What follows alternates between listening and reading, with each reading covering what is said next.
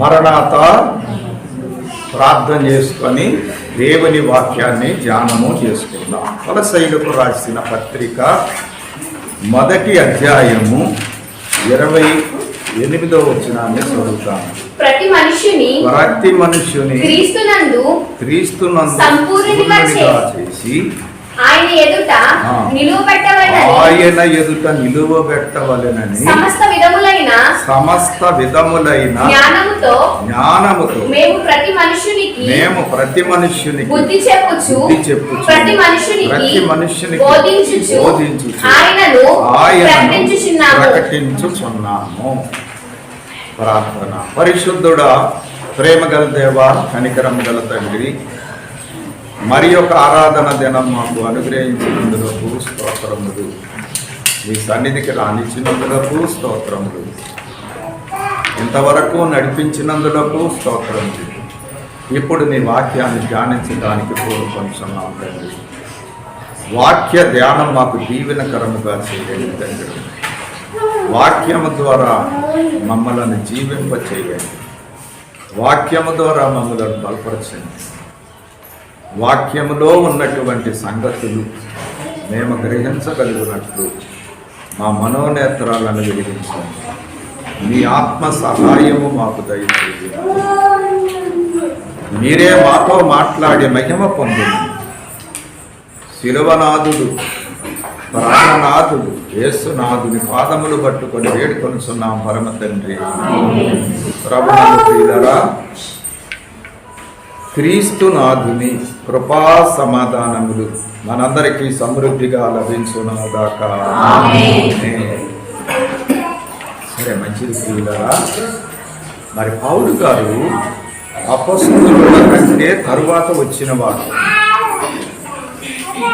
అలాగ వచ్చినటువంటి పౌలు గారు భారముతో ప్రభువు పనిచేశారు. భారముతో పనిచేసే విషయంలో భారము కలిగి పనిచేసేవారు ఉంటారు, భారము లేకుండా పనిచేసేవారు ఉంటారు, బాధ్యత కలిగి పనిచేసేవారు ఉంటారు, బాధ్యత లేకుండా పనిచేసేవారు కూడా ఉంటారు. పౌలు గారు మాత్రం భారము కలిగి బాధ్యత కలిగి ప్రభు కొరకు పనిచేశాడు. ఆ పని చేస్తూ ఆయన కొలసి సంఘానికి రాస్తూ ఆయన భారం ఏంటో, ఆయన బాధ్యత ఏంటో తెలియజేశాడు. ఏంటంటే, ప్రతి మనుష్యుని క్రీస్తునందు సంపూర్ణునిగా చేసి ఆయన ఎదుట నిలవబెట్టవలెనని. అది ప్రతి మనిషి కూడా సంపూర్ణుడుగా, క్రీస్తులో సంపూర్ణులు అవ్వాలి, అసంపూర్ణుడు కాదు. చాలామంది రక్షణ పొందటమే సంపూర్ణత అనుకుంటున్నారు. సంపూర్ణత కాదు. అంటే బళ్ళో చేరాం, సంఘములో చేరాం. సంఘములో చేరటమే సంపూర్ణం కాదు, చదువుకోవాలి. కాబట్టి ప్రతి మనుషుని కూడా క్రీస్తులో సంపూర్ణునిగా చేసి ఆయన ఎదుట నిలువబెట్టాలి. అది క్రీస్తునందు సంపూర్ణులుగా చేసి ఆయన ఎదుట నిలువబెట్టాలి. సంపూర్ణులు అవ్వకపోతే ఆయన ఎదుట నిలబెట్టలేదు. సంపూర్ణత. అందుకోసం ఏం చేస్తున్నారు? సమస్త విధములైన జ్ఞానముతో అన్ని రకాలుగా ప్రయత్నం చేస్తున్నాడు ఆయన జ్ఞానయుక్తంగా. ఎలాగూ క్రీస్తునందు పరిపూర్ణులు కాగలరో దానికోసం ఆయన సమస్త విధమైన జ్ఞానముతో మేము, అంటే పౌలు గారు ఇంకా ఆయనతో పాటుగా కాలంలో ఉన్నటువంటి వారు, ప్రతి మనుష్యునికి బుద్ధి చెప్పుచు, అంటే ఏం చేయాలో దాని గురించి చెబుతున్నారు. క్రీస్తు ఎదుట సంపూర్ణులముగా ఉండటానికి, దేవుని ఎదుట సంపూర్ణులుగా క్రీస్తునందు తయారు చేయటానికి, ఆయన ఎదుట నిలబడటానికి సరిపడినటువంటి స్తోమత కలిగి ఉండటానికి, సిద్ధపడటానికి ప్రతి మనిషికి కూడా మరి సమస్త జ్ఞానముతో బుద్ధి చెప్పుచు ప్రతి మనిషికి బోధించుచు ఆయనను ప్రకటించును. చూశారా, రక్షణ పొందటం ఒక ఎత్తు. సాధారణంగా ఎప్పుడైనా రక్షణలో 2 భాగాలు ఉంటాయి. ఒకటి రక్షణ పొందటం. రక్షణ పొందిన ప్రతి వారు కూడా రాకడకు సిద్ధపడి. రక్షణ ఉచితం, యేసయ్య అంతా చేసేసాడు. నమ్మటము వలనే, విశ్వాసము ద్వారానే మనం రక్షణ సంపాదించుకున్నాం యేసయ్య ద్వారా. అలాగ సంపాదించుకున్నటువంటి రక్షణ అనుదినము మనం ఏం చేసుకోవాలి? వృద్ధి చేసుకోవాలి. ఒక్కసారి మనం సంపూర్ణులం అవ్వలేము. ఒక్కసారి ఎవరు సంపూర్ణులు అవ్వలేరు. బళ్ళు చేరిన వెంటనే ఐఏఎస్ ఆఫీసర్ అవుతాడా? జరగదు. విత్తనం వేసిన వెంటనే పంట వస్తుందా? జరగదు. వ్యాపారం ఆరంభించినంతనే కుబేరుడు అవ్వడం. ఉద్యోగంలో ప్రవేశించినంత మాత్రానే సీనియర్ అవ్వడం. ఏ పని మొదలుపెట్టినా మొదలు ఉంటుంది. దానికి మొదలు పెట్టిన తర్వాత దానిలో వృద్ధి చెందాల్సిన పరిస్థితి కూడా ఉంటుంది. దాన్ని మనం అవగాహన చేసుకొని, అర్థం చేసుకొని, ఎలాగూ పని చేయాలో అలాగూ పనిచేసి దానిలో సంపూర్ణ స్థాయిలోనికి ఎదగటానికి సమయం పడుతుంది. ఒక్కసారే జరగదు. అందుకనే సమయాన్ని సద్వినియోగం చేసుకోవాలి. మనం ప్రభువుని ఎరగటమేంటి? రక్షణ పొందాలి. రక్షణ పొందిన మనం దినము ఈ యొక్క రక్షణలో ఎదుగటానికి సాగాలి. దీన్ని మనం నిర్లక్ష్యం చేసుకోకూడదు, ఆలస్యం చేయకూడదు. చేశామనుకోండి నష్టపోతాం. చాలా సమయం పడుతుంది. మరి విత్తనం వేసామంటే అది మొలిచి పెద్దదయ్యి కాపు కాయాలి అంటే ఎంత సమయం వ్యవసాయదారుడు వెయిటింగ్ చేయాలి? తప్పదు. అలాగే ఒక ఏలోనైనా సరే మనం ఫలించాలి అంటే, అభివృద్ధి చెందాలి అంటే తప్పనిసరిగా సహనం కావాల్సిందే, ఓపిక పట్టాల్సిందే. పని చేయాలి, ప్రయత్నము చేయాలి, పని చేయాలి, ఓపికతో కనిపెట్టుకోవాలి. కాబట్టి రక్షణలోనికి నడిపించడానికి ప్రయాసపడ్డారు పౌలు గారు.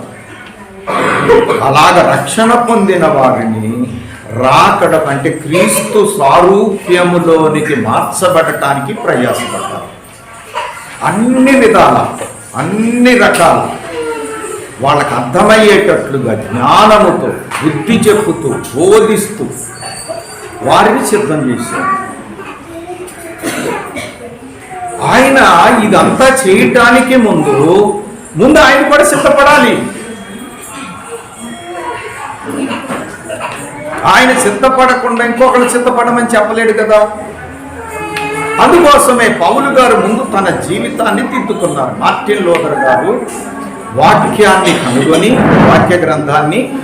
ఆ వాక్య గ్రంథాన్ని చదివి, వాక్యాన్ని ముందు తాను గ్రహించి అర్థం చేసుకొని, ఆ వాక్యాన్ని తన జీవితంలో అమలు చేసుకొని, తన జీవితాన్ని దిద్దుకొని, అప్పుడు అదే వాక్యంతో సంఘాన్ని కూడా దిద్దగలిగారు. ముందు రక్షణ కార్యక్రమము వ్యక్తిగతంగా జరగాలి. దిద్దుబాటు, మారు మనసు అనుభవాలు కూడా వ్యక్తిగతంగా జరగాలి. జరిగిన తర్వాత అప్పుడు ఇతరులకు మనం నేర్పించాలి. వాళ్ళే పరలోకములో గొప్పవారు అని ప్రభుత్వం మనలో జరగకోకుండా ఇతరులకు మనం చెబితే అది వేషధారణే అవుతుంది, అసంపూర్ణమే అవుతుంది. దాన్ని ఎవరో కూడా లెక్క చేయరు. మనలో మార్పు లేకుండా ఇంకోకుండా మారమంటే ఎవరు లెక్క చేస్తారు? అదనమాట సంగతి. అందుకే పౌలు ముందు తన జీవితాన్ని సరి చేసుకున్నాడు. సంఘాన్ని సరిచేయటానికి ప్రయత్నించాడు. అందుకోసమే ఆయన అన్నాడు, మిమ్మల్ని సంపూర్ణ చేసి దేవుని ఎదుట నిలవబెట్టడానికి ప్రయాసపడుతున్నాము అని చెప్పి ఆయన ఈ సంఘానికి తెలియజేస్తా ఉన్నాడు. అందుకోసమే ముందు వ్యక్తిగతంగా మన జీవితాల్లో రక్షణ అనుభవము, అలాగే మారు మనస్సు అనుభవము, రాకడ అనుభవమును ముందు మనం సంపాదించుకోవాలి. రాకడలో నేను ఈ క్షణంలో ప్రభు వస్తే నేను ఎత్తబడతాను అనే నిర్ధారణ చేసుకోవాలి. లేకపోతే మరి ప్రభు దగ్గరికి వచ్చినందువల్ల ప్రయోజనం ఏముంది? ఏదో రండి, నమ్మి బాప్తిసం పొందిన వాడు రక్షింపబడి నన్ను రక్షణ పొందేసాను పర్వాలేదు అనుకుంటే కుదరదు. అదే వాక్యం చెబుతుంది, అంతమ వరకు సహించిన వాడే రక్షింపబడును. ఆ ఒక్క మాటని తతిమాది రాయకపోతే మనం సరేలేని రక్షణ పొందాం, నమ్మాం, బాప్తిసం పొందేసాం, వెళ్ళిపోతాం అనుకోవచ్చు. కాబట్టి మనం చాలా జాగ్రత్తగా వాక్యాన్ని బట్టి సిద్ధపడాలి. ఒకవేళ ప్రభువు దగ్గరికి ఎన్ని సంవత్సరాల నుండి కొనసాగినా ఆయన వాక్యానికి లోబడి ఆ వాక్యానుసారముగా జీవించకపోతే, మనల్ని మనం సరి చేసుకోకపోతే మన ప్రయాసం అంతా వ్యర్థం. వ్యాపారం అర్థం కాకుండా వ్యాపారం చేసాడు అనుకోండి, లాభం పొందగలగాలి. వ్యవసాయం తెలవకుండా వ్యవసాయం చేశాడు అనుకోండి, పంట పండించగలడా? ఏదైనా సరే శ్రద్ధ లేకపోతే జరుగుతుందా? జరగదు. నేర్చుకోలేడు, సాధించలేడు. భక్తి విషయంలో కూడా అదే. అందుకే పౌలు చెప్పాడు, దేవభక్తి విషయంలో నీకు నీవే సాధకం చేసుకో తిమోతి. నీ బాగు కోసం నువ్వే సాధకం చేసుకో. సేవకులైనా తోటి వారైనా దారి చూపిస్తారు, చెబుతారు, కానీ సాధకం చేసుకోవాల్సింది ఎవరో? నువ్వే. ఎవరికి వాళ్ళే సాధకం చేసుకోవాలి అని చెప్పి ఆయన స్పష్టంగా తెలియజేశారు.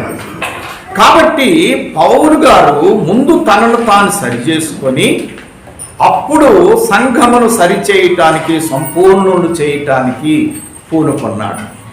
ఈరోజు మనం ధ్యానించే అంశం ఏంటి అంటే, మరి పౌలు జీవితంలో జరిగినటువంటి మార్పులు లేక తన తాను సరిచేసుకున్న విధానం.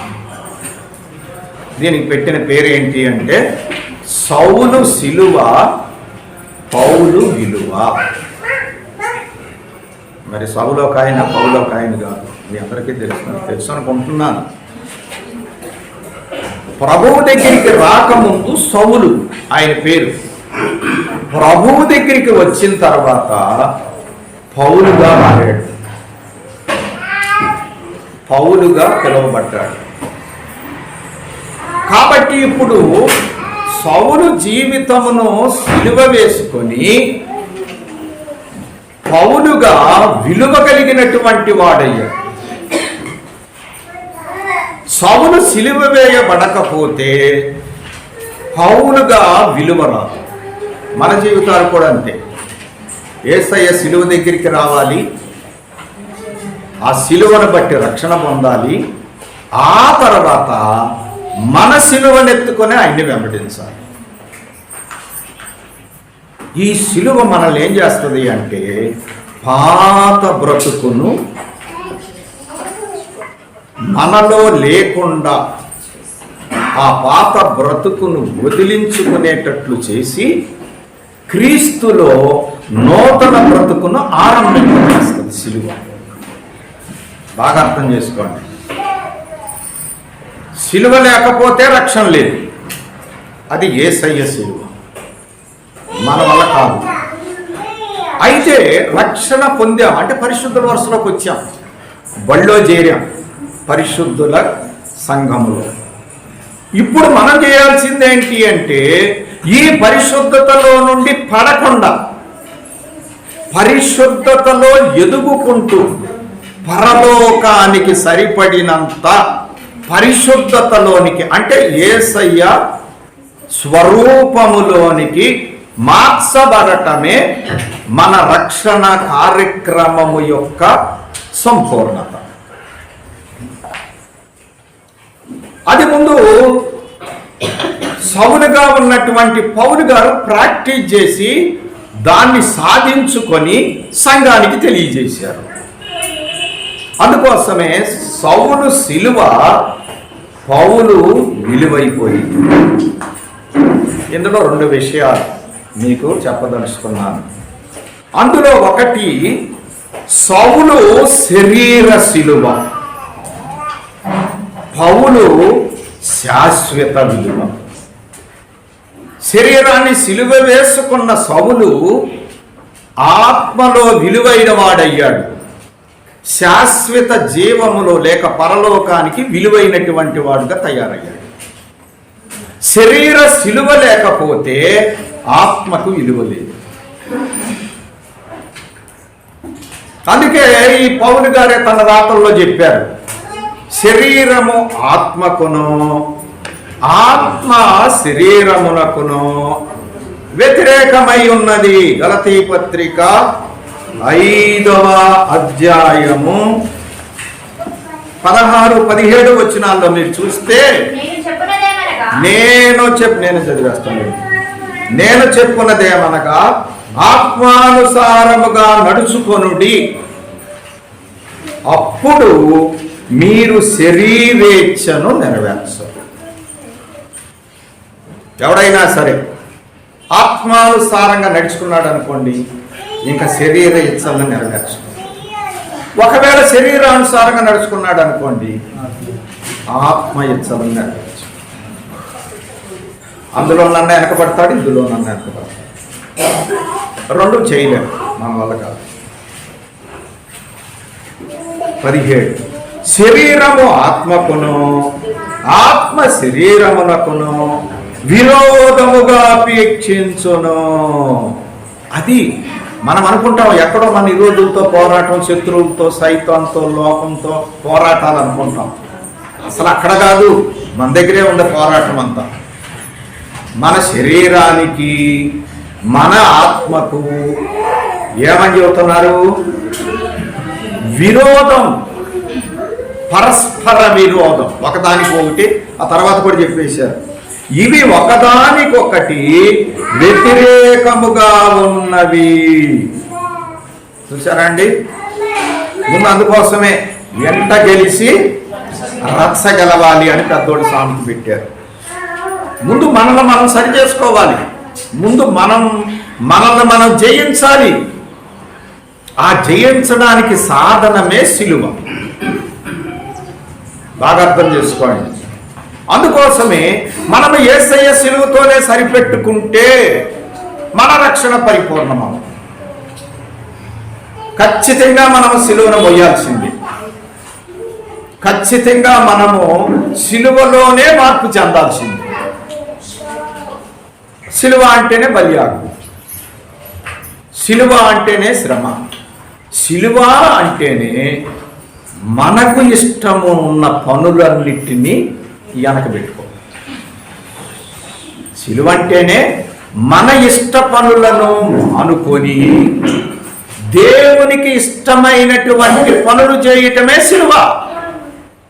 అంతేగాని మన ఇష్టాలు మోసుకుంటా వెళ్తే, మన ఇష్టాలు చేసుకుంటూ వెళ్తే మనకి సిలువ ఉండదు, లోపం ఉంటుంది, ఇంకేదన్నా ఉంటుంది మనం అనుకున్నాం. అందుకోసమే ప్రభు స్వయంగా చెప్పారు, సిలువను మోసుకోవాల్సిందే నన్ను వెంబడించాలి అంటే అని చెప్పి. చూసారా ఎంత నిజం ఉందో? ఇది పచ్చి నిజం, చేదు నిజం, మనకి ఔషధము లాంటి నిజం, మనల్ని పరలోకము చేర్చే నిజం. ఆయన ఎదుట మనలను సంపూర్ణులుగా నిలవబెట్టడానికి అవసరమైన నిజం ఇది. ఇది ఇది అర్థం కాకపోతే అసలు మన జీవితమే వ్యర్థమైపోతుంది. ఎందుకు పనికిరాని జీవితం అయిపోతుంది. భయంకరమైన దుస్థితికి మరి మన జీవితం ఆ దుస్థితిలోనికి వెళ్ళిపోతుంది. చూసారా, ఒకదానికొకటి పరస్పర విరుద్ధం. కాబట్టి ఏం చేయాలా? శరీరాన్ని గెలిపించుకుందామా, ఆత్మని గెలిపించుకుందామా? పోరాటంలో? శరీరానికి ప్రాధాన్యత ఇద్దామా, ఆత్మకు ప్రాధాన్యతనిద్దామా? శరీరానికి ప్రాధాన్యత అంటే లోకంలో మునిగిదేరు, ఆత్మక ప్రాధాన్యత అంటే సంఘముతో మునిగిదేరు. Very simple. సంఘముతో ఏకీభవించకుండా దేవుని సహవాసములో మునిగి తేలకుండా ఆత్మీయతను మనం ఎలాగ సంపాదించుకోగలం? 6 నెలలు సహవాసం చేస్తే వాళ్ళు వీళ్ళు అయిపోతారు, వీళ్ళు వాళ్ళు అయిపోతారు సామెత. మరి లోకంతో మనం ఎక్కువ సహవాసం పెట్టుకుంటే శరీరంలో ఉంటాం, ఆత్మలో ఎలా ఉండగలం? దేవునితో సహవాసం పెట్టుకుంటే ఆత్మీయతలో ఉంటాం.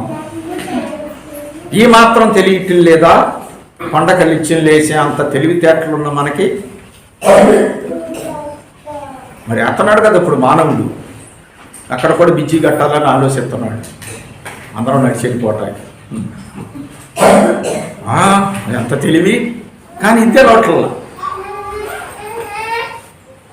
కాబట్టి ప్రియమైనటువంటి వాళ్ళంతా అర్థం చేసుకున్నాం. కాబట్టి సౌలు శరీర శిలువ, పౌలు ఆత్మ విలువ లేక శాశ్వత విలువ. ఇదే కొలసీ పత్రికలో 1వ అధ్యాయం 24వ వచనంలో పౌలు గారు ఏం చెప్పారు అంటే, ఇప్పుడు మీ కొరకు నేను అనుభవించుచున్న శ్రమల యందు సంతోషించుచు సంఘము అను ఆయన శరీరము కొరకు క్రీస్తు పడిన పాట్లలో పొదువైన వాటి యందు నా వంతున శరీరమందు సంపూర్ణము చేయుచున్నాను.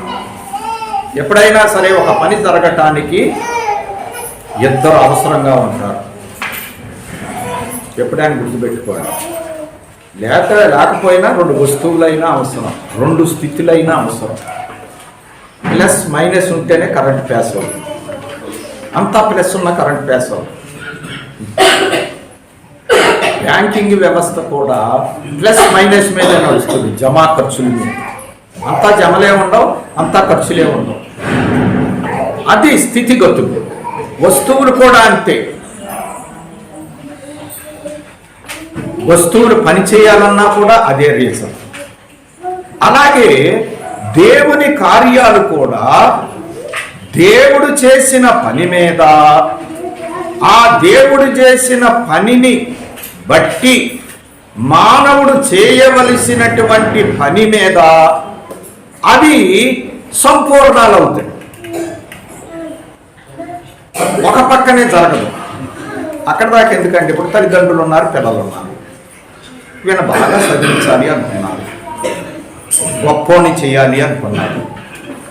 తల్లిదండ్రులు ఏం చేస్తారు? కష్టపడి వీడికి చదువు విషయంలో అన్ని విషయాల్లో కావలసినవన్నీ సమకూరుస్తారు కష్టపడి. తల్లిదండ్రులు సమకూర్చినంత మాత్రాన వీడు 10 తరగతిలో పాస్ అవ్వగలరా? వీడేం చేయాలి? వీడి పనే ఉంది. తల్లిదండ్రులేమో చదవటానికి అవసరమైనవన్నీ వాళ్ళు సిద్ధం చేశారు.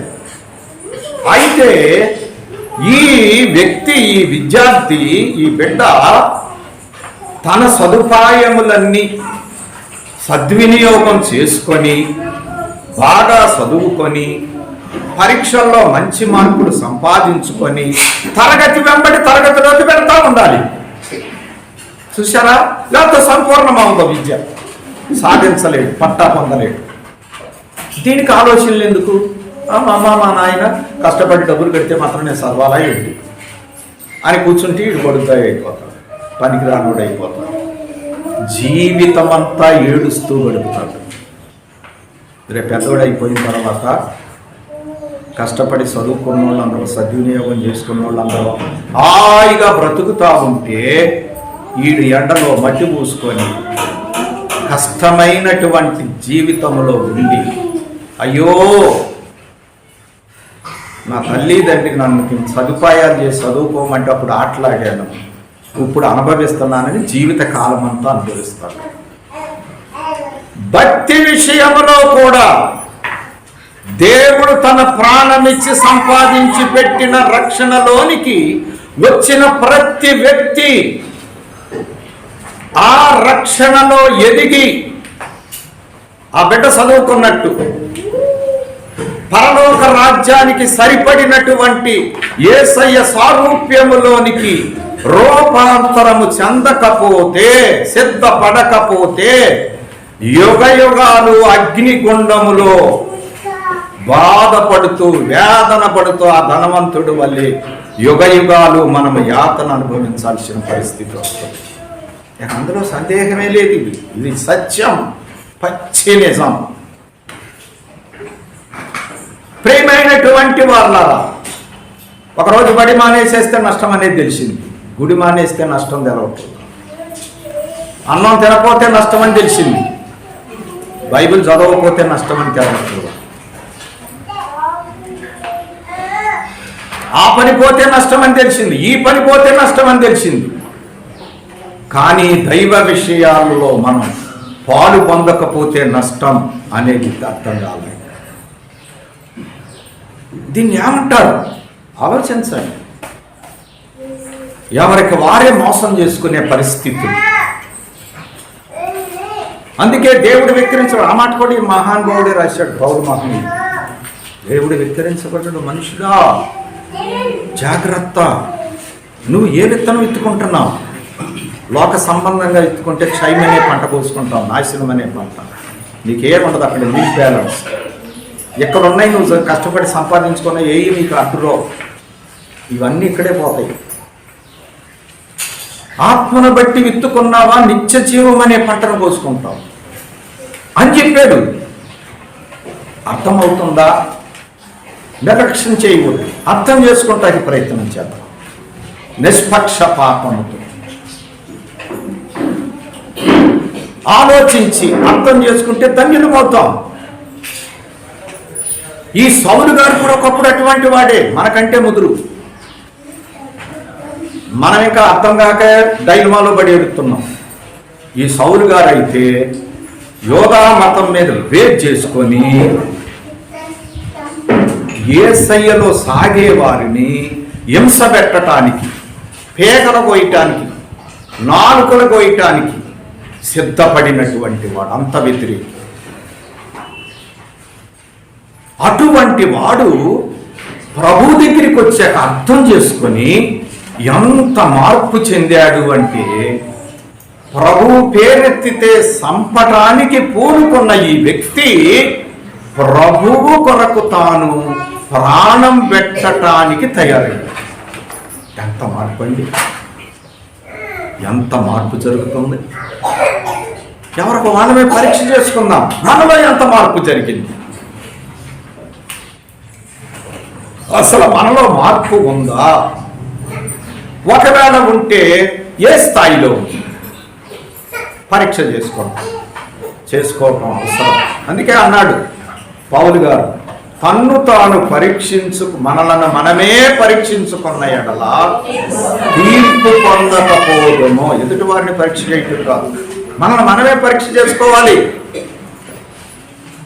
ప్రియమైనటువంటి వారు. కాబట్టి సౌలు శరీర శిలువ, పౌలు ఆత్మీయ విలువ లేక శాశ్వత విలువ.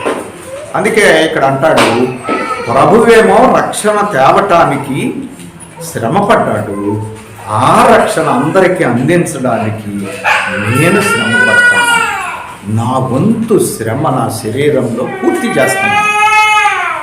అందుకోసమే ప్రభువుని తెచ్చుకున్నాక ఆయన తన బలాన్ని, తన శక్తిని, తన సర్వస్వాన్ని ప్రభువు కొరకే ఖర్చు పెట్టుకున్నాడు. ఇదే శరీర శిలువ. 3 పాయింట్లు చెప్తాను దీంట్లో.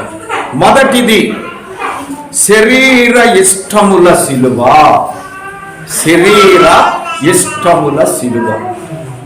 అపొస్తల కార్యాలు 9వ అధ్యాయము 1వ వచనములో మనం చూస్తే రాయబడినటువంటి మాట, ఈ సౌలు గారిని గురించి రాయబడినటువంటి మాట మనం చూసినట్లయితే, సౌలు ఎంకను ప్రభువు యొక్క శిష్యులను బెదిరించుటయును, హత్య చేయుటయును, తనకు ప్రాణాధారమైనట్టు జీవిస్తున్నాడండి. చూసారా ఆయన ఇష్టం ఏంటి? యోధా మత నిష్ట. దానికి భిన్నంగా ఉంది క్రైస్తవ నిష్ఠ. అందుకోసం క్రైస్తవం మీద కత్తి గట్టి యోధా మత నిష్టను కాపాడాలి అనేది ఈ సౌలు యొక్క ఇష్టం. ఈ సౌలు యొక్క ఇష్టం. నేటి దినాల్లో అనేకులు ఇటువంటి పరిస్థితుల్లోనే ఉన్నారు. అంతా దేశమంతా మా మతమే ఉండాలి, నేనే ఉండాలి, ఇంకెవరు ఉండడానికి లేదు. అట్లాగే అనుకున్నాడు సౌలు కూడా. యోధా మతము తప్ప ఇంకొకటి ఉండడానికి వీల్లేదు అని కత్తి కట్టుకొని అదే ప్రాణాధారం అన్నట్లు, అసలు అందుకే ఆయన బతుకుతున్నట్లు, అందుకే ఈ లోకంలో పుట్టినట్టు భావించుకున్నాడంట. అది ఆయన ఇష్టం.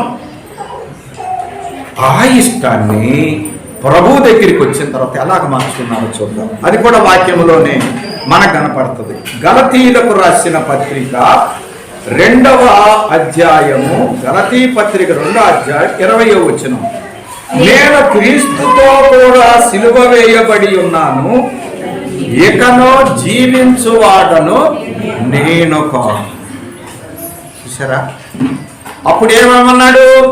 క్రీస్తు పేరెత్తిన వారిని, క్రీస్తును అనుసరించిన వారిని సంపటమే తన ఇష్టం.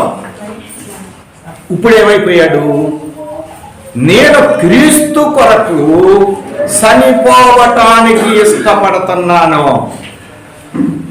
సిలువ వేయబడుతున్నాను. నేను సిలువ వేయబడ్డాను, ఇకను జీవించువాడను నేను కాను, క్రీస్తే నాయందు జీవించుచున్నాను. చూసారా? క్రీస్తే నాయందు జీవించుచున్నాను. క్రీస్తును గాని క్రీస్తును వెంబడించే వారిని గాని ఇష్టపడనటువంటి సౌలు ఆ ఇష్టాన్ని సిలువ వేసుకొని యేసు కొరకు తనను తాను సమర్పణ చేసుకొని, ప్రాణార్పణ చేసుకొని యేసు కొరకు మాత్రమే జీవించడానికి రూపాంతరము చెందాడు, మార్పు చెందాడు. చూసారండి ఎంత గొప్ప మార్పు? నేను సిలువ వేయబడ్డాను, ఇక నా ఇష్టం కాదు. మరి సిలువ వేయబడితే చేతులు ఇష్టం జరుగుద్దా, కాళ్ళు ఇష్టం జరుగుద్దా, ఏ ఇష్టం జరుగుద్ది? సిలువ కంటపట్టబడి ఉన్నాయి, ఇంకా ఏం చేయటానికి లేదు. అంతగా రూపాంతరము చెందాడు సిలువత్వ. క్రీస్తు కొరకే జీవిస్తున్నాను. ఇంకా చెప్పాడు చూడండి, నేను ఇప్పుడు శరీరం మందు జీవిస్తున్న జీవితము నన్ను ప్రేమించి నా కొరకు తన్ను తాను అప్పగించుకొని దేవుని కుమారుని యందలి విశ్వాసము వలన జీవిస్తున్నాను. కాబట్టి శరీర ఇష్టముల సిలువ, తన ఇష్టాన్ని, తన యొక్క మతనిష్టం దేవుణ్ణి ఎరిగిన తర్వాత సిలువేసుకొని యేసయ్య కొరకు జీవించడానికి ఆరంభించాడు. ఇది శరీర ఇష్టముల సిలువ. రెండవది చూడండి, శారీర శక్తుల సిలువ. మన శరీరానికి శక్తి ఉంటుంది, మన మీద మనకు నమ్మకం ఉంటుంది, నేను చేయగలను, నేనంటే ఏంటనుకున్నాను. ఇది అక్కడ పొందే కాదు, ఎలా మనం అనుకుంటే సరిపోదు. అనుకుంటాం, అందరూ అనుకుంటారు, ఎవరి మీద అంటే నమ్మకం ఉంటుంది, ఉండొచ్చు, అది సబబే. ఎవరినాళ్ళు తక్కువ చేసుకోలేం కదా. అవసరమైతే ఎత్తటోళ్ళు తక్కువ చేయగలం, కానీ మనం ఎట్లా తక్కువ చేసుకుంటాం. మనకి ఏదన్నా లోటుపాట్లు కూడా అన్ని దాచేసుకొని ఏం చెబుతాం చెప్పండి, మేము బాగానే ఉన్నాము, కనపడనే ఏదన్నా లోటు. కానీ పౌలు గారి జీవితంలో, సౌలు గారి జీవితంలో ఏం జరిగింది అంటే, శరీర శక్తి, తన శరీరంలో ఎంత శక్తి ఉందో దానికి ముందు అర్థం కాదు. అందుకోసమే క్రైస్తవ సంఘం మీద, క్రీస్తు అనుచరుల మీద కత్తి గట్టి వారిని నాశనం చేయటానికి పూనుకున్నాడు. మోషే గారి జీవితంలో కూడా అదే జరిగింది. ఐగుప్తుడిని చంపేసినంత మాత్రాన ఇశ్రాయేలీని విడిపించగలను అనుకున్నాడు, కానీ జరగలేదు. మనం కూడా అలాగే పిచ్చి పిచ్చి ఆలోచనలని చేస్తూ ఉంటాం. ఏదో లోకాన్ని సంపాదించుకుంటే పరలోకం కూడా సంపాదించుకోవచ్చు. పిచ్చి భ్రమలు పడకండి. ఆయన అట్నే అనుకున్నాడు. అలాగ అనుకుంటాన్ని బట్టి 40 సంవత్సరాల అజ్ఞాతవాసంలోనికి వెళ్ళాల్సి వచ్చింది. 40 సంవత్సరాలు అజ్ఞాతవాసంలో సౌలు గారు కూడా అలాగే అనుకున్నారు. ఇంకా ఆయనతో పాటు కొంతమందిని తయారు చేసుకొని యేసయ్యను కానీ యేసయ్య అనుసరులను కానీ నా దేశంలో ఉండనీయకూడదు అనేటువంటి పట్టుదల కలిగిన వాడై తన మీద తాను ఆనుకొని తన మీద తాను ఆధారపడి తన శక్తిని బట్టి పని చేయటానికి పూనుకున్నాడు. అలాగున తన శక్తి మీద ఆధారపడ్డాడు. చూడండి, రోమాపత్రిక 7వ అధ్యాయము 24వ వచనము.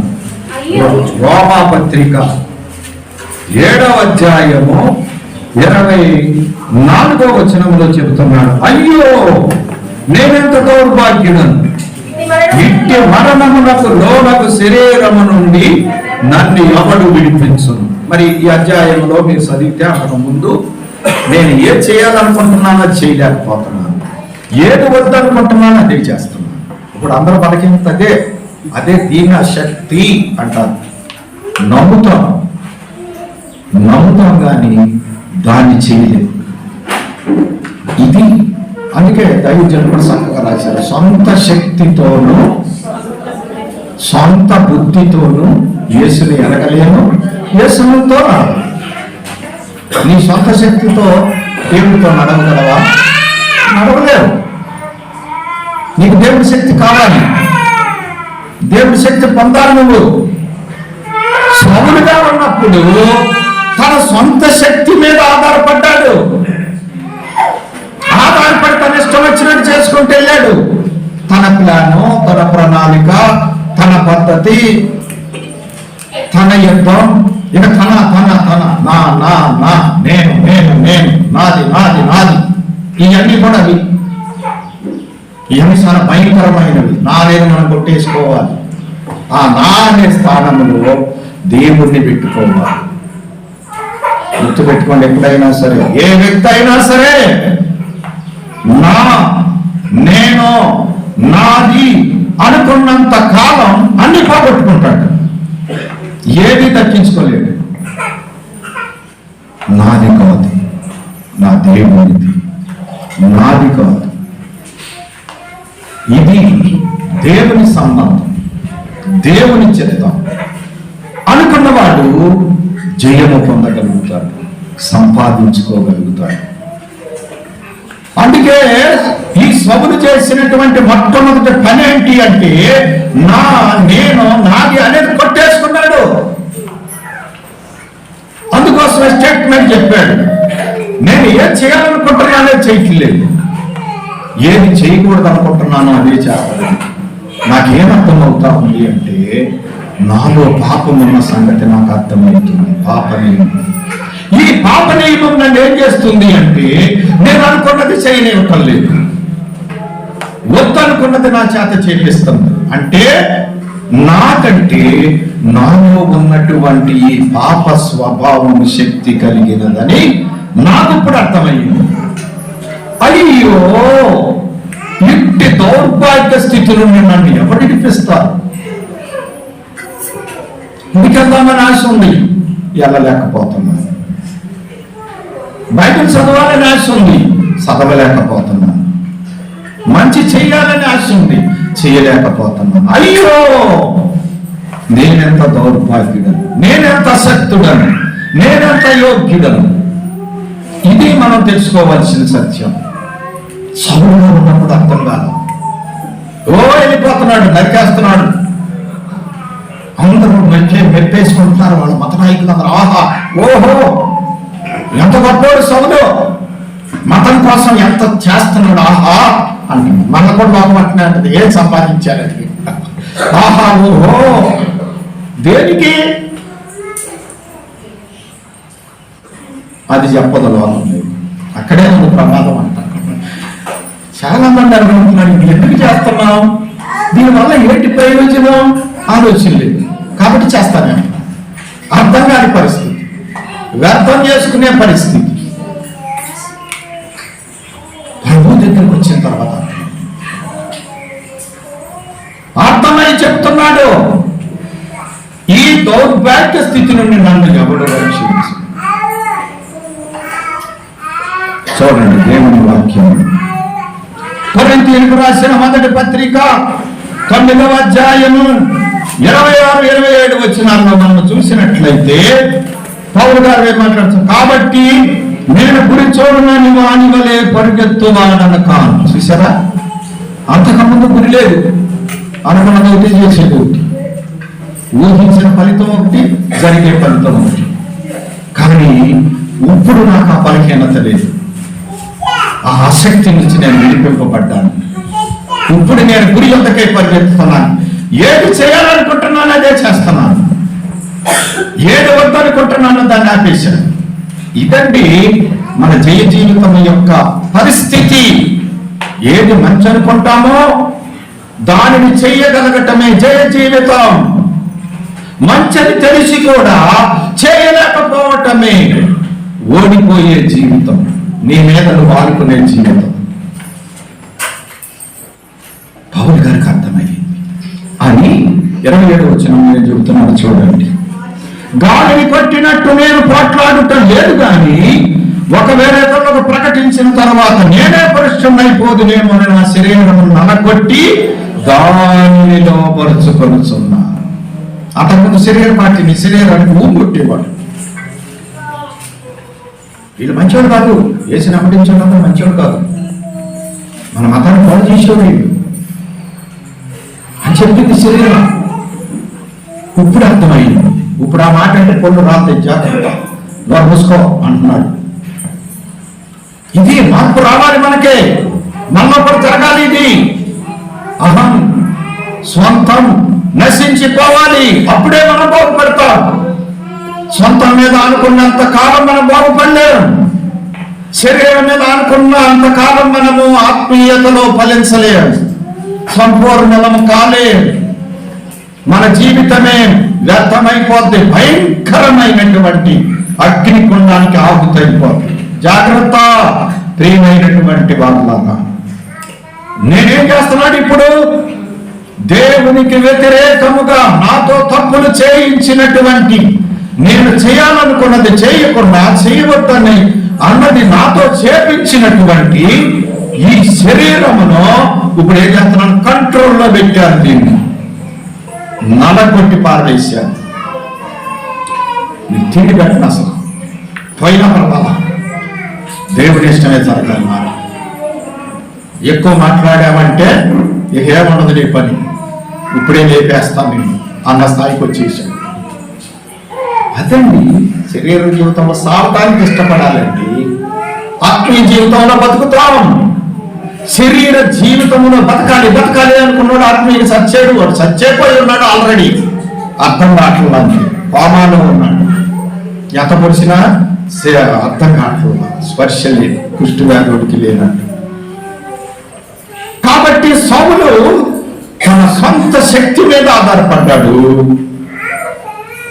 ఆ ఆధారపడిన పరిస్థితిని సిలువేశాడు. ఇప్పుడు పౌలుగా దేవుని శక్తి మీద ఆధారపడి ఏమన్నాడు అంటే, నన్ను బలపరచువాని అందే నేను సమస్తము చేయగలను. నేను అన్ని రిఫరెన్స్ చెప్తున్నా, టైం చాలు. నేను ఎప్పుడు బలహీనుడనో అప్పుడే బలవంతుడను, అది జరగాల్సినటువంటి పరిస్థితి. కాబట్టి రెండవది శరీర శక్తుల సిలువ, మూడవది శరీర కోరికల సిలువ. జాగ్రత్త, ఒకటి శరీర ఇష్టము, జాగ్రత్త, శరీర ఇష్టం నేను పాడు చేస్తాయి. రెండవది నీ శరీర శక్తి నేను పాడు చేస్తుంది, బలహీనమైంది. మూడవది నీ శరీర ఇచ్చ, కోరిక నేను పాడు చేస్తుంది. జాగ్రత్త. శరీరాన్ని సిలువేయి. శరీర ఇష్టాన్ని సిలువేస్తే బతుకుతావు. శరీర శక్తిని సిలువేస్తే బతుకుతావు. శరీర కోరికలను సిలువేస్తే బతుకుతావు. చూడండి దేవుని వాక్యం అపొస్తలుల కార్యములు 22వ అధ్యాయము 3వ వచనమును ఒకసారి చూద్దాం. 22వ అధ్యాయం 3వ వచనం. నేను కిలికియలోని తార్సులో పుట్టిన యూదుడను, అయితే ఈ పట్టణంలో గమలీయేలు పాదముల యొద్ద పెరిగి మన పితరుల ధర్మశాస్త్ర సంబంధమగు నిష్ఠయందు శిక్షితుడనై మీరందరూ నేడు ఉన్న ప్రకారము దేవుణ్ణి గురించి ఆసక్తుడనై ఉంటేనే. చూచారండి ఎంత నిష్ఠ కలిగిన వాడు. మీరందరూ ఉన్నట్టు మీరు ఏ కోరికలైతే కలిగి ఉన్నారో ఆ కోరికలన్నీ నేను కలిగి ఉన్నాను.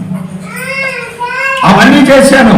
ఎలాగ పెరిగాను? నేను తార్సులో పుట్టాను, యూదుణ్ణి, గమలీయేలు పాదాల దగ్గర ధర్మశాస్త్రం నేర్చుకున్నాను, ధర్మశాస్త్ర సంబంధంలో నిష్ఠగా బతికాను. ఇన్ని కోరికలతో నేను నా ఇష్టాన్ని జరిగించుకొనటానికి, నా కోరిక తీర్చుకోవటానికి మత నిష్ట కలిగిన వాడినై జీవిస్తున్నాను. చూసారా? అందుకే ప్రతి వారు తమకిష్టమైన మతమును అవలంబించుకుంటారు. సరైన స్వేచ్ఛ ఉంది కాదని ఎవరు అంటున్నారు. మనకిష్టమైన మతాలు కాదు కావాల్సింది, దేవునికి ఇష్టమైన మార్గం కావాలి. దాని గురించి ఆలోచిద్దాం. మతాలు మనుషుల స్థాపిత, దేవునికి మార్గం కానీ మతము కాదు. మంచిలో నుంచి చెడులోనికి, అజ్ఞానములో నుంచి జ్ఞానములోకి, చీకటిలో నుండి వెలుగులోకి, నరకములో నుండి మోక్షములోనికి చేర్చేటువంటి మార్గం అది కావాలి.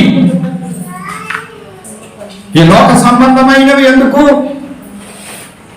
కల్పితాలు ఎప్పుడు కథలే, కథలు నిజాలు కాదు. నిజమనేది ఒకటి ఉంది. అందుకే యేసయ్య అన్నాడు పిలాతుతో, సత్యమును గురించి సాక్ష్యం ఇవ్వటానికి నేను పుట్టాను. సత్య సంబంధమైంది నా రాజ్యం. సత్య సంబంధి అయిన ప్రతివాడు నా మాట వింటాడు. చూసారా ప్రియమైన వాళ్ళారా? కాబట్టి శరీర కోరికలతో, శరీర ఇచ్చలతో, శరీర ఆధిక్యతలు, శరీర కీర్తి, శరీర ప్రతిష్టలు, సమాజంలో ఒక గొప్ప స్థానం కొరకు ప్రాకులాడే ప్రతి వ్యక్తి శరీర కోరికల్లో మునిగితే అంటున్నాడు. ఆ డబ్బులేడు ఒక ఎవరు చూస్తాడండి? ఎవరు చూడటా? దేవుడు చూస్తాడండి.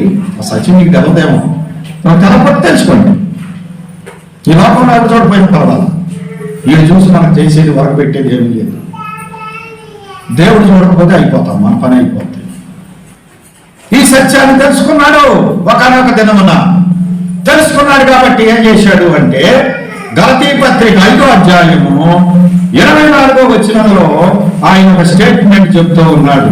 ఏంటా స్టేట్మెంట్ అంటే, క్రీస్తు యేసు సంబంధులు శరీరమును దాని ఇచ్చలతోనో దురాశలతోనో సిలువ వేసి ఉన్నారు. ముందు ఆయన వేశాడు, గలతీ సంఘాన్ని కూడా చెబుతున్నాడు. చూసారా? సిలువ వేసి ఉన్నారు. క్రీస్తు యేసు సంబంధులకు కూడా శరీర మరి ఇచ్చలు ఉంటాయి అంటారా? ఏమంటే క్రీస్తు యేసు సంబంధులకి శరీర ఇచ్చలు ఉంటాయా? దురాశలు ఉంటాయా? ఎందుకు లేవండి? నేను చూస్తుంటే అంతా ఇదే కథ కదండి. 99% ఇదే పరిస్థితులు కదా. యేసయ్య దగ్గర కూడా వచ్చేందుకు శరీర ఇచ్చలను నెరవేర్చుకోవటానికే. నాకు అది భయం, నాకు ఇది అని శరీర ఇచ్చలు కదా. మోక్షం ఇవ్వాలని కోరుకున్న వాళ్ళు ఎంతమంది ఉన్నారు?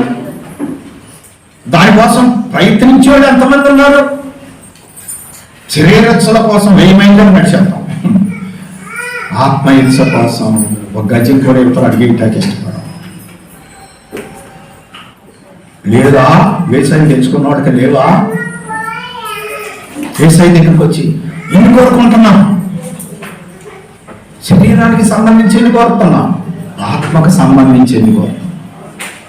అతను ఎప్పుడైనా ఆత్మ సంబంధించి కోరాలనేది తెలిసింది, అర్థమైందా? కాబట్టి క్రీస్తు యేసు సంబంధులు శరీరమును దాని ఇచ్చలతోనూ దురాశలతోనూ ఏం చేసేశారు? సిలువేసి పారేశారు. తమ కోరికలను సిలువేసేశారు. నాకు దయ్యా, నాకు అక్కర్లేదు ప్రభు. దైవజనులు ఏం కోరుకున్నారు? ధనాన్ని కోరుకోలేదే, ఈ లోక సుఖాన్ని కోరుకోలేదే, ఏం కోరుకున్నా? అందుకే అంత గొప్ప ఆయనగా ఆయన దేవునికి సాధనముగా ఉపయోగపడ్డారు. ప్రేమైనటువంటి వారులారా, అర్థం చేసుకుందాం. కాబట్టి సౌలు శరీర శిలువ పౌలు ఆత్మీయ విలువైపోయింది. నీ శరీరానికి శిలువ లేకపోతే నువ్వు ఆత్మీయతలో విలువ కలిగి ఎలా ఉంటావు? పరలోక సంబంధిగా ఎలాగ ఉండగలవు? నీకు పరలోకంలో విలువ ఎక్కడి నుంచి వస్తుంది? లోకం కోసమే జీవితం అంతా గడుపుకుంటా ఉంటే నీకు పరలోకంలో విలువ ఇచ్చేది ఎవరు? రేపు నీకు ఉందా నీ విలువ? మన ఆత్మ విలువ ఎంత? మన శరీరం విలువ ఎంత? ఎప్పుడైనా ఆలోచించారా? ఈ ప్రాణం గాలి ఆగింది అంటే అసలు మన విలువ ఎంత? మన ఇంట్లోనే ఉన్నామండి. మీకు తెలుసో తెలియదు, ఆలోచించారో ఆలోచించలేదో. ఒక అరగంట శ్వాస ఆగిపోయింది అనుకోండి, ఇంట్లో కూడా ఉండేవో ముందు బయటకు తీసుకెళ్ళి పెట్టుకో పెడతారు. ఇది ఇంట్లో ఉంటానికి కారణంలో అది శరీర విలువ. మరి ఆత్మ విలువ? ఒకడు సర్వలోకమును సంపాదించుకొని తన ప్రాణాన్ని పట్టుకుంటే, ఈ లోకం మొత్తాన్ని కాటాలో ఒక పక్క పెట్టి ఒక మనిషి ఆత్మను ఒక పక్క పెడితే ఈ లోక విలువ బరాదు. అందుకే నీ ఆత్మ కొరకు సాక్షాత్తు సర్వలోకాలను కలగజేసినటువంటి దేవాది దేవుడే రాకూడనటువంటి పాపలోకానికి వచ్చాడు. రాకూడనటువంటి శరీరంలోనికి వచ్చాడు. పడకూడనటువంటి నిందలు అవమానములు నీ కోసం అన్ని అనుభవించాడు.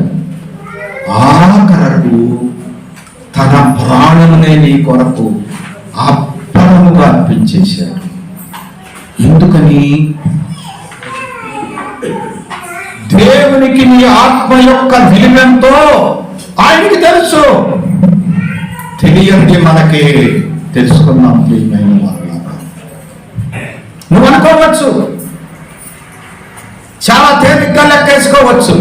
అందుకే పేతురు గారు తన పత్రికలో రాస్తూ, వెండి బంగారాల వంటి క్షయ వస్తువుల చేత వీటి ఖరీదు కట్టగలం, అమూల్యమైన నిర్దోషమైన గొర్రె పిల్ల రక్తము, యేసు రక్తముతో నీవు విమోచించబడ్డావు. ఆయన యొక్క ప్రాణానికి విలువ కట్టలేము. అమూల్యం, ఎంతని మనం ఖరీదు కట్టలేనంత విలువ ఆయన రక్తము విలువ. రక్తమే ప్రాణానికి ఆధారం.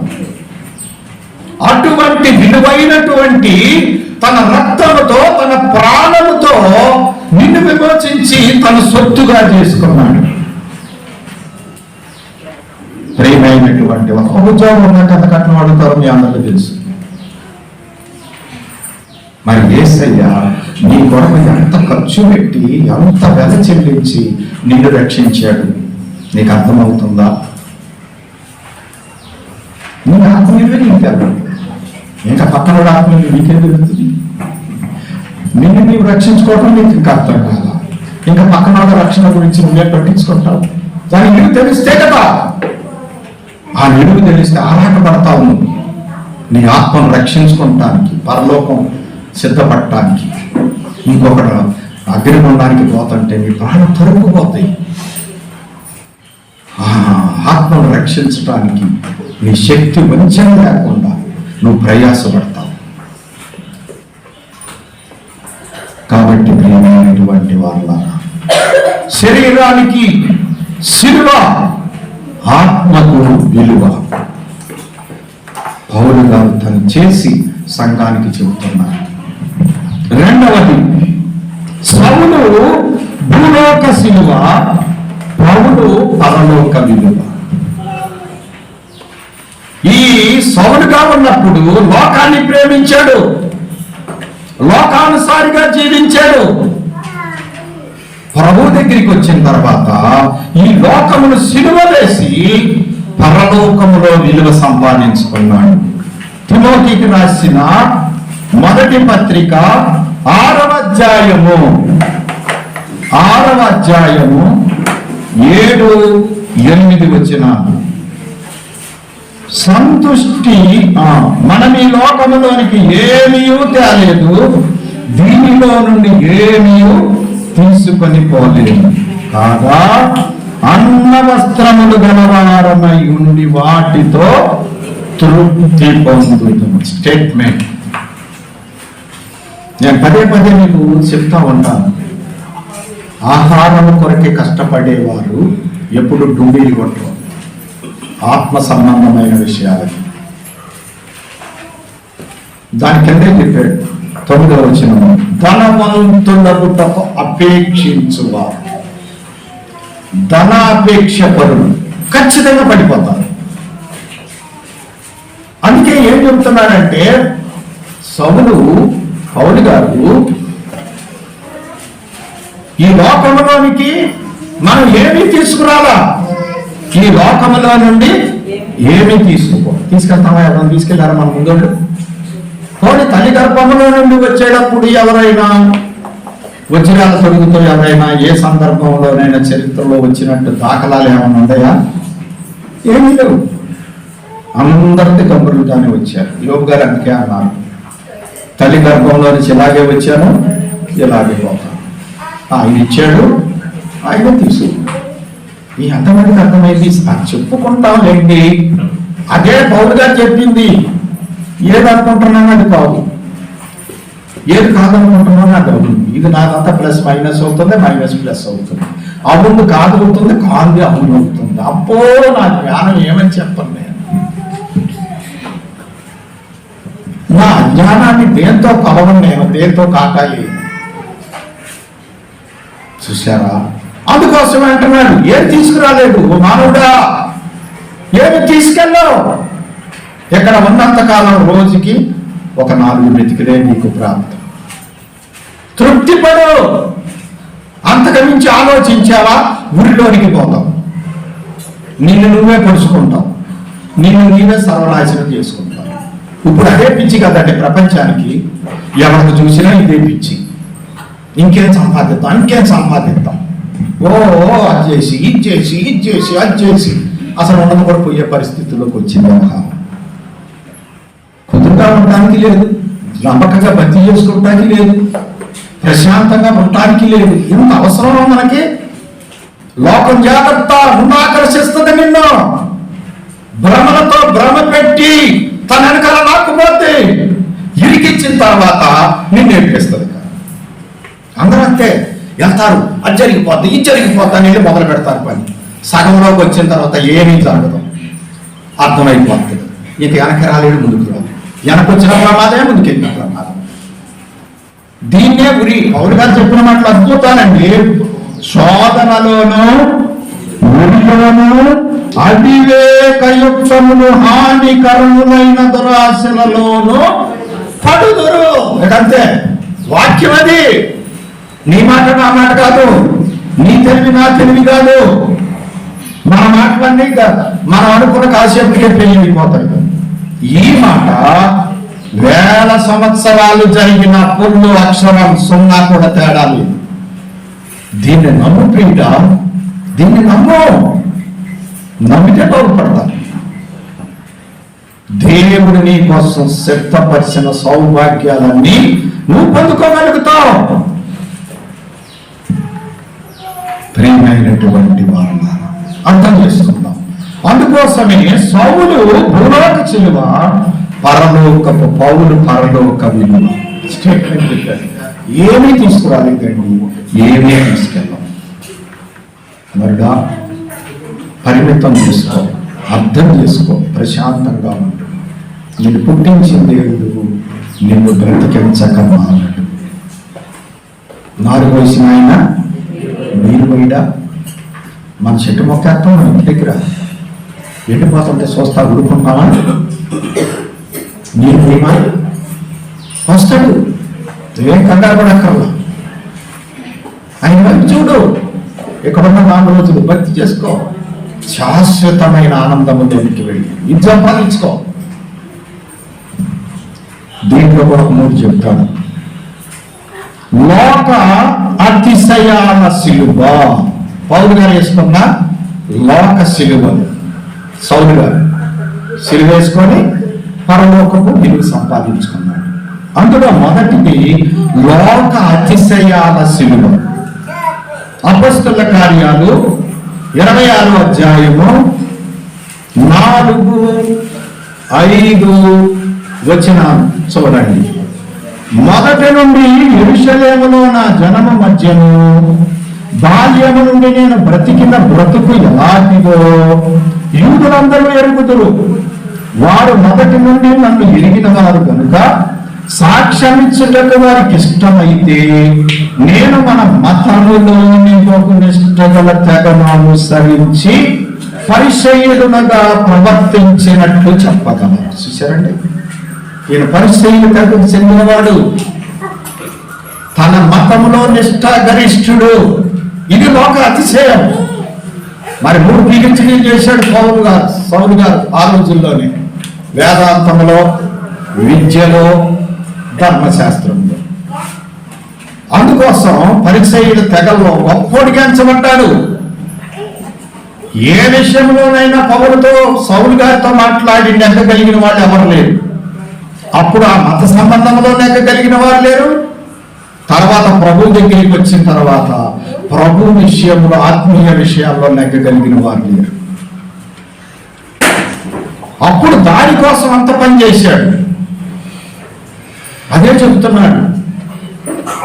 ఆయన రాజుగారి దగ్గర, అగ్రిప్ప దగ్గర చెబుతూ నేను ఎటువంటి వాడినో, ఎంత నిష్ట కలిగిన వాడినో, ఎంత చదవడినో, మత విషయంలో ఎంత ఆసక్తి కలిగిన వాడినో, నా లోక అతిశయం ఎటువంటిదో వీళ్ళందరికీ తెలుసు. అతిశయపడుతున్నాడు లోకములు. అందులో కూడా చాలా మంది అతిశయాలయ్యే. నా ఆస్తి ఎంత, నా ధనం ఎంత, నేనెంత, ఇవన్నీ ఏమవుతాయండి? ఏమవుతాయి? క్షణంలో అయిపోతాయి. గాజా పట్టణం ఏమైపోయింది? హిరోషిమా పట్టణం ఏమైపోయింది? రేపు అదే జరుగుతుంది ఇప్పుడు ప్రపంచం అంతా. పంచభూతముల మహావేంద్రముతో దానికోసమేనంట. ఫర్ ఎగ్జాంపుల్ దేవుడు మనకు చూపిస్తున్నాడు. ఆ కాలంలో హిరోషిమా అలాగైపోయింది. హిరోషిమా ఈ కాలంలో గాజా అయిపోయింది. రేపు మంది అయిపోతాయి. ఏది మిగలదు, చివరికి మొత్తం పోతాయి. అందుకోసమే నేను ఉంచమంటే అంటే ఇవన్నీ కూడా దీన్ని పట్టుకొని ఆలాడుతున్నాం మనం. పోనీ ఆలాడితే పర్వాలా, దీన్ని ప్రేమిస్తున్నాం, అది ప్రమాదం. చూసారా? కాబట్టి చెబుతున్నాడు లోకాతిశయం. సిలువేసేసాడు ప్రభు దగ్గరికి వచ్చాక. గలతీ పత్రిక 6వ అధ్యాయము 14వ వచనంలో చెబుతున్నాడు. ఇప్పుడు గుండె మీద చేసుకొని పౌలు గారు ఏమంటున్నాడు అంటే 14, అయితే మన ప్రభు అయిన యేసు క్రీస్తు సిలువ యందు తప్ప మరి దేని యందును అతిశయించుట నాకు దూరమవును గాక. దాని వలన నాకు లోకమునకు నేనును సిలువ వేయబడి ఉన్నాము. ఏమేసేసాడంటండి? లోక అతిశయాలు మొత్తాన్ని సిలువ వేసేసుకున్నాడు. యేసయ్య సిలువను బట్టి అతిశయిస్తున్నాడు. నన్ను రక్షించినది యేసయ్య సిలువ. నరకానికి పోయే పాపాత్ముడైన నన్ను పరిశుద్ధపరచి పరలోకానికి నన్ను సిద్ధం చేసింది నా యేసయ్య సిలువ. నాకు ఇప్పుడు సిలువ అతిశయం. సిలువ అతిశయం. లోకం కాదు, మతాలు కాదు, లోక సంబంధమైనవి కాదు. నా PhDలన్నీ కూడా ఏమైపోయి పుచ్చిపోయింది. యేసయ్య సిలువే ఏమైంది? నాకు విలువైనది, ఆధారమైనది. అందుకే సిలువ ధ్యానం ప్రియుడా, సాతాను మోసం చేస్తున్నాడు నిన్ను. సిలువ దగ్గర నువ్వు మార్పు పొంది భక్తుడుగా జీవించకుండా పరలోకానికి చేరకుండా జాగ్రత్త. ఈ సౌలు కూడా మోసంలో ఉన్నాడు కొంతకాలం, కళ్ళు తెరిచాడు, మనందరికీ చెబుతున్నాడు. నమ్మండి కదా. ఒకప్పుడు ఆయన అట్లనే మనకంటే ముదురు చెప్పాడని, మనకంటే ముదురని అటువంటివాడే మార్పు పొందాడు. మనం కూడా మారమని కోరుతున్నాడు, బతిమలాడుతున్నాను అంటాడు. అనేకులు సిలువకు శత్రువులుగా నడుచుకుంటున్నారు, వారు కడిపేవారు దేవుడు. ఎంత భయంకరమైన మాట వాడాడు. ఫిలిప్పీ సంఘానికి అనుకున్న రాస్తూ వారి కడిపే వారికి దేవుడైపోయి. ఇప్పుడు అంతే కదా, అందరికీ ప్రత్యక్షంగానైనా పరోక్షంగానైనా అందరి ఆలోచన ఏంటంటే ఇదే ముఖ్యం, ఇంకా అన్ని తర్వాతే. ఎన్నాళ్ళు తింటావు, ఎంత తింటావు, ఎంతకాలం తింటావు, అర్థమవుతుందా? కాబట్టి ప్రియమైనటువంటి వాళ్ళ లోక అతిశయాల సిలువ, సౌలు లోక అతిశయాన్ని సిలువేసుకున్నాడు, పరలోకానికి విలువ కలిగిన వాడైపోయాడు. రెండవది లోక లాభముల సిలువ. ఏ సిలువ చెప్పండి? లోక లాభముల సిలువ. చూడండి, ఫిలిప్పీ పత్రిక 1వ అధ్యాయము 21-22. నా మటుకైతే బ్రతుకుట క్రీస్తు, సావైతే లాభం. అయినను శరీరముతో నేను జీవించటే నాకున్న పనికి ఫలసాధనమైన ఎడల నేనేమి కోరుకుందును నాకు తోసలేదు. చూశారండి, ఏం స్టేట్మెంట్ ఇస్తున్నాడు అంటే ఈయనకు అర్థమైంది. అంతకుముందు ఏం కోరుకున్నాడు? తాను బ్రతకాలని కోరుకున్నాడు, తన మతాన్ని బ్రతికించాలని కోరుకున్నాడు, తను ఏదైతే ఇష్టపడుతున్నాడో దాన్ని అందరూ ఇష్టపడాలని కోరుకున్నాడు. చూసారా, ఈ లోకంలో మనందరం కూడా అదే కోరుకుంటాం. ఇంకా సాగకూడదు, ఇంకా సాగకూడదు, ఇంకా సాగకూడదు, ఇంకా సాగకూడదు, దీర్ఘాయుష్ ఇస్తే బాగుంటుంది. ఇప్పుడు మానవులందరూ కూడా చాలా మంది శాస్త్రవేత్తలు పరిశోధనలు చేస్తున్నారన్న, ఏమని? నరుడు త్వరగా సాగకుండా ఎక్కువ కాలం బతకటానికి ఏమైనా మార్గాలు ఉన్నాయా అని చెప్పి, ఇంకా ఎక్కువ సంవత్సరాలు, అసలు ఈ కొన్ని సంవత్సరాలే నాయన ఎదుగురాయి బతుకులో ఉన్నాం అనుకున్నాడు కొందరైతే. కొందరు ఏమనుకుంటున్నారు? ఇంకా ఎక్కువ కాలం బతకాలి, ఇంకా ఎక్కువ కాలం బతకాలి. ఇంకా ఎక్కువ కాలం బతికి లోకంలో ఏం చేస్తాము?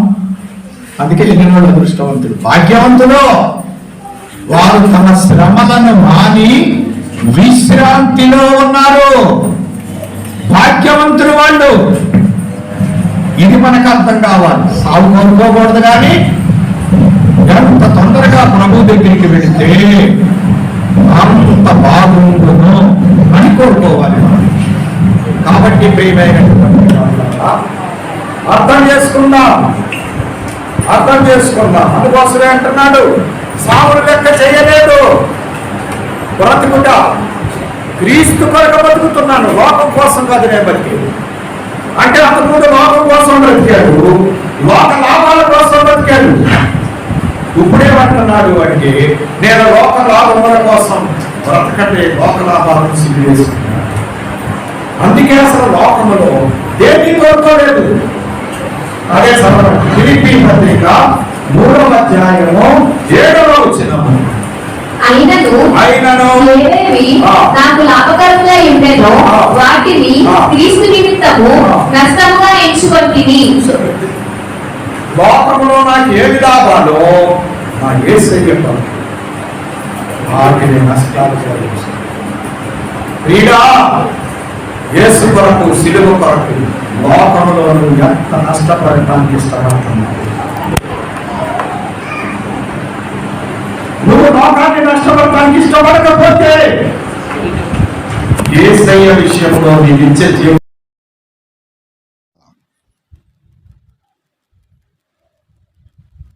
కోలుకోలేని, సరి చేసుకోలేని గొప్ప నష్టాన్ని నువ్వు అనుభవించాల్సిన పరిస్థితి ఉంది, నీ ఎదుట ఉంది. జాగ్రత్త. కాబట్టి పౌలు అలాగ చేయలేదు. సౌలు లోకలాభమును సిలువేసుకొని పరలోక లాభమును సంపాదించుకున్నాడు. అందుకే అంటున్నాడు, క్రీస్తు కోసమే బ్రతుకుతున్నా, చనిపోయినా క్రీస్తు కోసమే చనిపోతా. ఆయన దగ్గరికి వెళ్ళాలని ఆశ ఉంది నాకు. ఒకవేళ ఈ లోకంలో నేను ఎందుకు ఉంటున్నాను అంటే ఆయన కోసమే ఉంటున్నా. ఇంకా లోకంలో ఏదో చేస్తానికి ఉండలేదు. ఇది పౌలు గారి యొక్క స్టేట్మెంట్. సౌలు లోకలాభములను సిలువ వేసుకొని పరలోకపు లాభములన్నీ పొందుకున్నాడు. మరి నువ్వేం చేస్తున్నావు? ఆలోచించి ఒక్కసారి. అజ్ఞానంలో ఉండబాకు. కళ్ళు మూసుకుంటే అంతా అయిపోద్దులు అనుకోబాకు, అంతకంటే ప్రమాదం. పిల్లంట కళ్ళు మూసుకొని ఏమనుకుంటుందంట, ఎవరు చూడటం అనుకుంటుందంట. నా కళ్ళు మూసుకోకపోతే నేను చూడలేను, కానీ అందరి కళ్ళు మూతలు పడతాయా? నిన్ను చూసి ఒక ఆయన ఉన్నాడు పైన.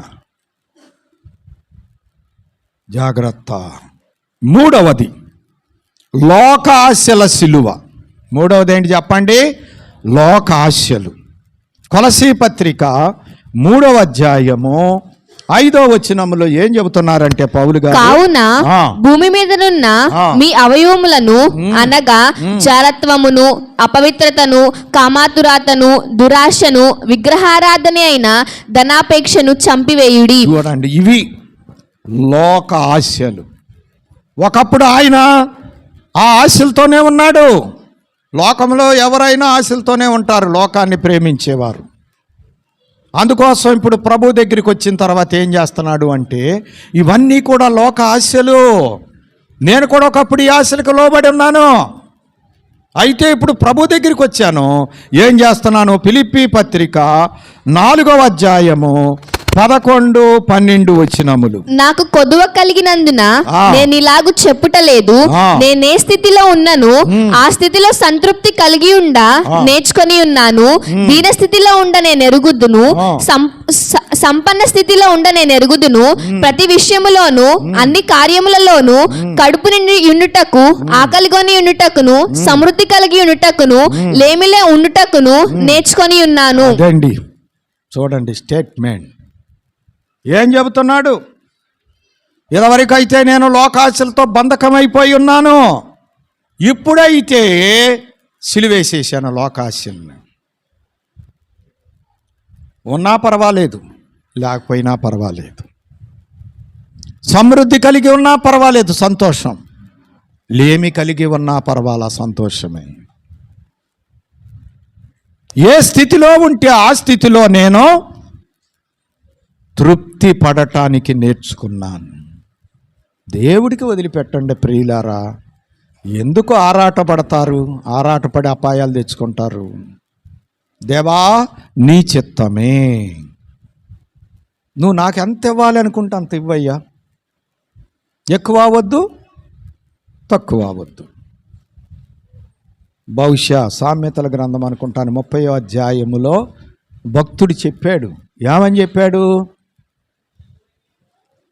నాకు ఎక్కువ ఇవ్వద్దు, తక్కువ ఇవ్వద్దు. ఎక్కువైతే అహంకారిని అయిపోతాను, తక్కువైతే పేదరుపులు అరుస్తాను, నిన్ను నిందిస్తాను. నన్ను సృష్టించిన ఎక్కువైన ఎడల నేను కడుపు నిండిన వాడనై నిన్ను విసర్జించి యెహోవా ఎవడని అందునేమో. ఇప్పుడు అదే ప్రమాదం. దేవుడు అందరికీ సమృద్ధికి ఇచ్చాడు, కన్ను మిన్ను కనపడతలేక. అసలు దేవుడు కూడా గుర్తు రావట్లేదండి. అంత ప్రమాదంలోకి వెళ్ళిపోయారు. అంత కళ్ళు పొరలు గమ్మేసినాయి, హృదయం అంత క్రొవ్వేసింది. ఇచ్చినటువంటి దేవుడి దగ్గరే కుదురుగా ఉండటానికి కుదరటల్లా. చూసారా? అదే ఇప్పుడు భక్తుడు చెప్పిన మాటకి ఎక్కువైతే పరిస్థితి అలాగుంటుంది. కొవ్వెక్కి తప్పుడు పనులని చేస్తుంటాడు. ఒకవేళ తక్కువైతే లేక బీదనై దొంగిలి నా దేవుని నామమును దూషింతునేమో. బాబా ఏమీ లేదనుకోండి, పక్కన ఇంటికి కన్నం వేస్తా. దేవుడికి అవమానం తెచ్చిపెడతా దేవుడికి. అందుకే నాకు బ్యాలెన్స్. మా అనుదిన ఆహారము నేడు మాకు. ఎంత మంచి ప్రార్థన అండి. అర్థం చేసుకుందాం ప్రియులారా, అపార్థాలు వద్దు. ఆయన చెప్పే మాటలన్నింటినీ వదిలేసి మన ఇష్టానుసారంగా ఆలోచించుకొని ఎందుకు కుంపటి తెచ్చుకుంటాం? జ్ఞానోదయం కలిగించుకుందాం, జ్ఞానముతో వెలిగించబడతాం. తెలివిని కలిగించు, నన్ను దివ్యగా వెలిగించు ఓ ఆత్మ తండ్రి. నీ కలిగిన భాగ్యములన్నిటినీ నా కన్నులకు వాటిని కోరుకునే మనసివ్వు, వాటిని సంపాదించుకునే మనసివ్వు, శాశ్వతమైనటువంటి వాటిని పొందుకునేటువంటి ధన్యత నాకు దయచేయి అని దృష్టి పెట్టుకుందాం. ఈ పచ్చపచ్చగా కనపడేవన్నీ, ఎర్ర ఎర్రగా కనపడేవన్నీ మనల్ని మోసం చేస్తాయి. బైబిల్లో మోసం చేశాయి. ఎర్ర ఎర్ర కూర ఏశావుని మోసం చేసింది.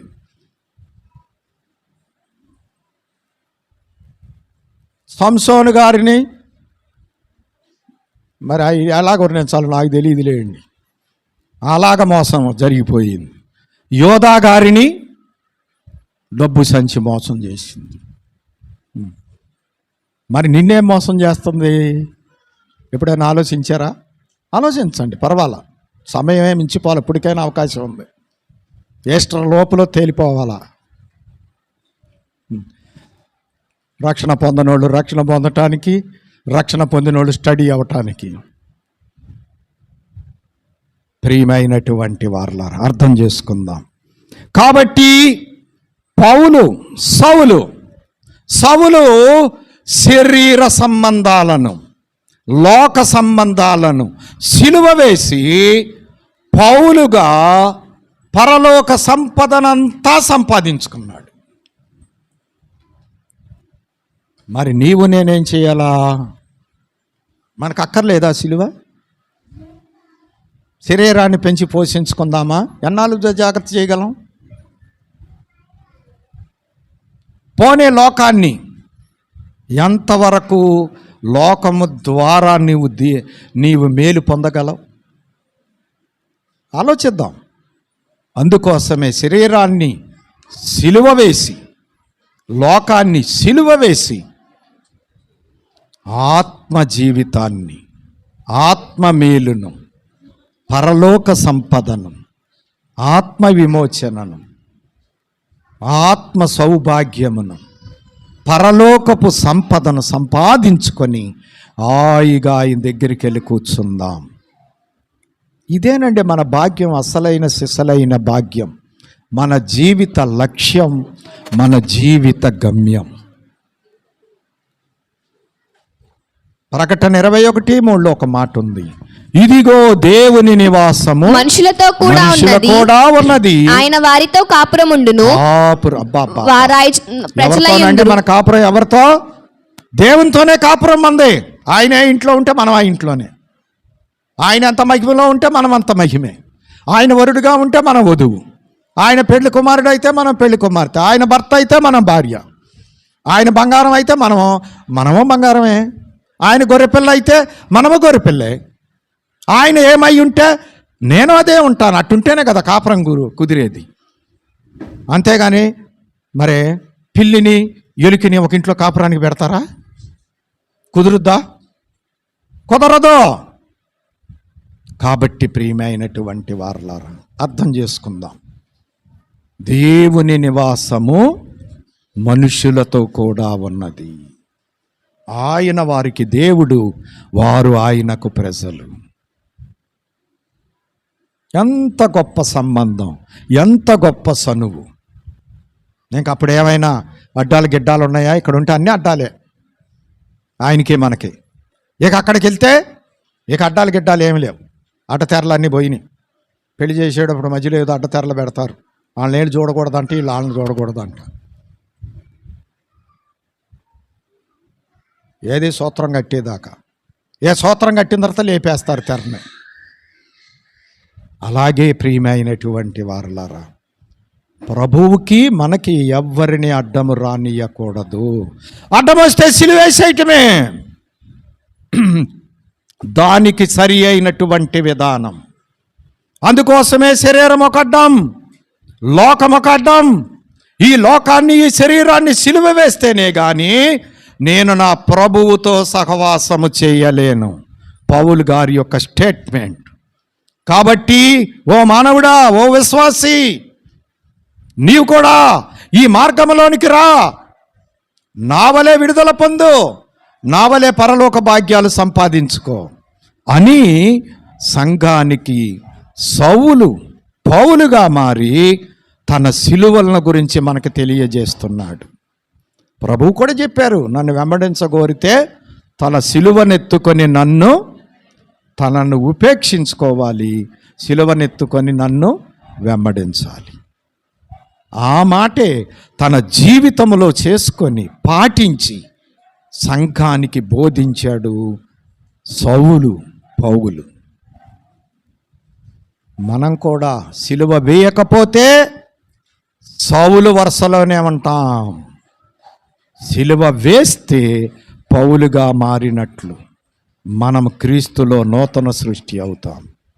కాగా ఎవడైనా క్రీస్తునందున్న ఎడల నూతన సృష్టి, పాతవి గతించెను, ఇవిగో క్రొత్తవాయెను. కాబట్టి ప్రభువు చెప్పినట్లు, పౌలు మాదిరి చూపినట్లు నేను క్రీస్తును పోలి నడుచుకుంటున్నాను, మీరు నన్ను పోలి నడుచుకోండి. ఆ మార్గములో భక్తులు నడిచిన మార్గం మనం కూడా అనుసరించి భూలోకములో జీవిస్తూ ఉండగానే శిలువ ద్వారా, మన శిలువ ద్వారా, ఆయన శిలువ ద్వారా రక్షణ, మన శిలువ ద్వారా పరలోక భాగ్యమును సంపాదించుకుందాం. అట్టి ధన్యత ప్రభు అందరికీ దయచేయునుగాక. ఆమేన్. పరిశుద్ధుడి కొద్ది మాటలు దీవించండి, ఫలింప చేయండి. యేసు నామమున అడుగుచున్నాము తండ్రి. ఆమేన్. మరణాతా.